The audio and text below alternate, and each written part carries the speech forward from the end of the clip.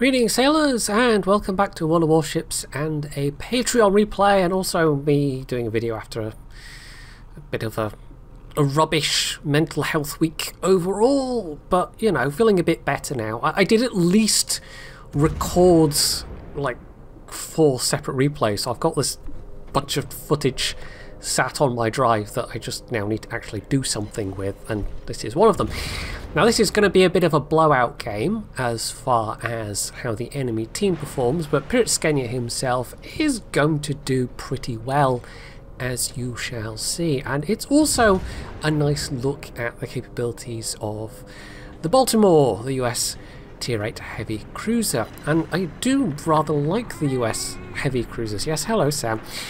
They have, of course, that very nice AP, and as you go up, you know, once you get past the Pensacola, the armour starts to get not unreasonable for a cruiser anyway, and PointyHairedJedi is actually putting that to their advantage here. I mean, this is a top tier game, so that certainly helps, but yeah, they're doing a bit of bow tanking, or attempting to. And I think only the Bayern, in terms of calibre, has the potential to do any real nasty amounts of damage here. The Dunkirk's guns just aren't quite big enough. Of course, the Bayern doesn't then have a lot of penetration, but it's more the fact that it's 15-inch guns rather than how much pen it has that is the issue right now. So, pair of Tier 6 battleships in front of them. There was also Cleveland, which is nobbled, and we can fairly well guess, you know, even if we couldn't see the markers, that the entire rest of the enemy team is pretty much on the other flank. So, although he's lost half his health, although he'll be rather nice round about now, this is already looking like they've fairly nicely got this flank. It's just PointyHairedJedi has to hopefully not lose too much more health as his allies move up. But these two battleships are very firmly looking his way, with him having pushed into the cap in a quite aggressive fashion, really. I mean, maybe more aggressively than he needed to, but so far it's kind of worked out, even if he has lost a fair chunk of health. So there goes the Bayern, actually dying to the Tirpitz secondaries, and that just leaves the Dunkirk, who's finally focusing somebody else at the moment. And oh well, no, spoke too soon.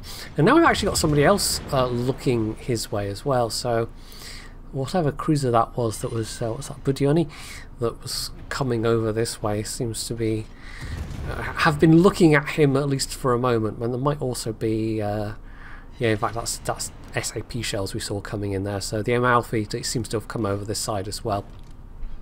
But neither of them can get a shot right now at PointyHairedJedi, and so he's just actually been able to sit here and cap.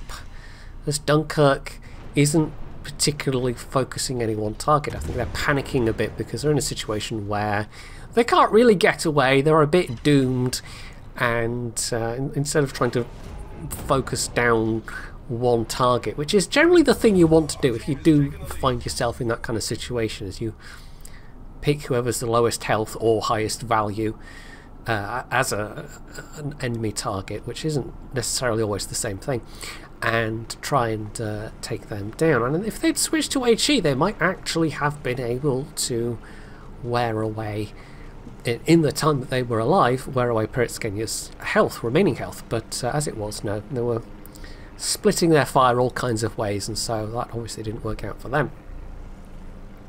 So that's 3 ships down on this flank. Not a huge imbalance so far, but their own team hasn't actually lost any. And I think partly why this game worked out the way it did is because you'll possibly have noticed there are no destroyers. Not having any destroyers in domination games especially does tend to produce some quite odd results sometimes. There is at least a pair of carriers who can provide some spotting, but in terms of contesting caps and getting advanced scouting on enemy ships, yeah, the lack of destroyers leads to everyone being a bit more cautious generally, and in this case it's the enemy team that are doing a lot worse off. I mean, his own team on the other, his own teammates on the other flank have basically just kind of pulled back. So I'm trying to deal with a cat at the same time here. Sam, you're not helping. No, you're not helping. Yeah, they've fallen back basically, and presumably taken some damage in the process. But neither team has actually lost any ships on that side. It's only been on this side. So putting that heavy AP to work on what are some nice tasty broadsides, and is getting some quite nice results out of it as well. But he's also taken a bit more damage in the process. So again, if enemy ships decided to focus him down, he could be in some real trouble, having lost 3/4 of his health already. But nobody is particularly focusing him. He's taking a bit of fire here and there, but it seems to be the Tirpitz and the Budyonny that are now bearing the brunt of people's attention, and so PointyHairedJedi is fairly free to just keep pew-pewing away. And this is some rather more serious opposition at this point, because the Massachusetts and the Tirpitz guns can definitely do a lot worse to Balti than, say, Bayern or a Dunkirk, just as a random example. I don't know why I picked those two ships out. So yeah, they really are just letting PointyHairedJedi get away with this. And you can already see the Ruffle Stomp shaping up quite nicely at this stage. They still haven't lost a single ship. Half the enemy team is dead. They're just absolutely scrambling to respond to what this team is doing, and really not succeeding. They absolutely are just getting hammered. And I can't really speak to as to what's been going on the other flank, but on this side they have just been completely manhandled in terms of numbers. I mean, as they've come around this flank, they've basically been running into kind of rather piecemeal formations of a couple of enemy ships at a time, and these enemy ships are also not particularly focusing fire, as I've, intimated in the particular case of PointyHairedJedi's Balti. So although they have now finally lost one ship, I don't think that's going to turn the tide at this stage somehow. Especially not with, there we go, now their Massachusetts going down as well. So this was just a whole combination of factors for the enemy team, really. I think this team would have had to try really hard to lose this game, given how generally uncoordinated and poorly the enemy team were playing. So, like I said, not the most exciting game, definitely a bit of a blowout, but we're at over 100k damage now, so this is why PointyHairedJedi sent this in. Not because it was a blowout, but because he did reasonably well out of it.